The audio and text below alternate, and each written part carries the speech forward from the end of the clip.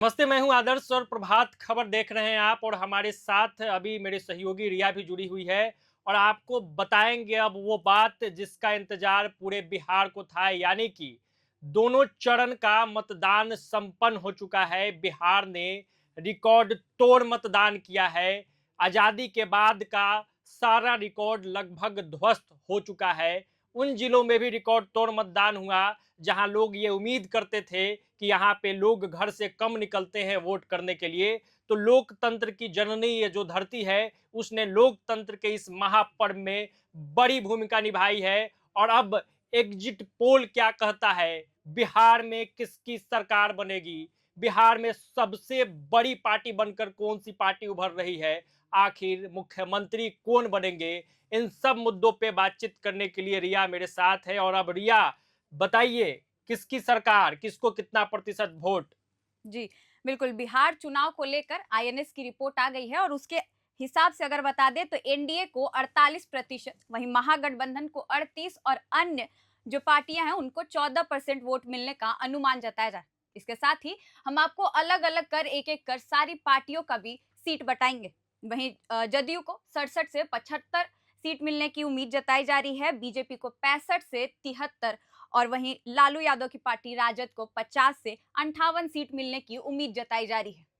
यानी कि अगर आपको बता दें तो आईएनएस ने जो एग्जिट पोल दिया है उस अनुसार से नीतीश कुमार की पार्टी की बल्ले बल्ले है और फिर से बिहार में एनडीए की सरकार आ सकती है, ऐसा ये सर्वे रिपोर्ट बता रही है। और आपको बता दें कि जहां आईएनएस ने बताया कि जदयू को 67 से 75 सीट, वही रिया ने जैसा कि बताया है सर्वे के हिसाब से बीजेपी को पर 65 से 73 सीट, यानी कि दूसरी जो सबसे बड़ी पार्टी बिहार में बन के उभरेगी वो भारतीय जनता पार्टी बन के उभरेगी।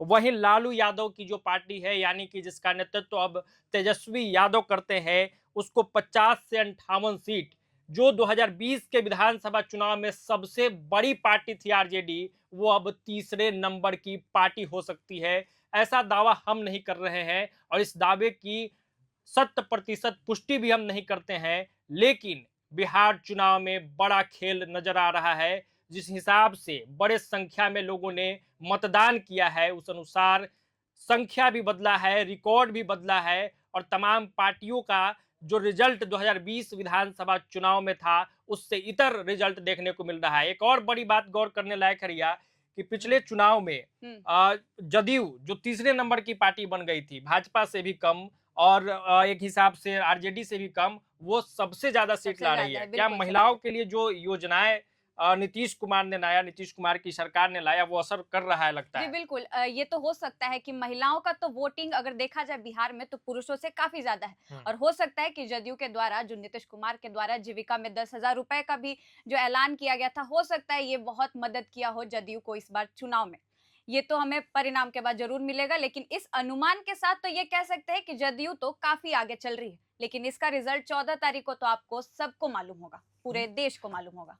बिल्कुल, 14 तारीख को सब कुछ स्पष्ट हो जाएगा। और अभी हमने एक एजेंसी का सर्वे बताया, एक एजेंसी का एग्जिट पोल बताया।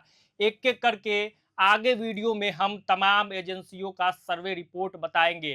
फाइनल रिपोर्ट भी बताएँगे कि सब कोई का मिलाकर क्या कुछ हो रहा है। एक-एक कड़ी पे बातचीत होगी। जुड़े रहिए प्रभात खबर के तमाम डिजिटल प्लेटफ़ॉर्म्स के साथ। आपका बहुत-बहुत धन्यवाद। Thank you. Prabhat Khabar .com, विश्वास वही, रफ्तार नहीं।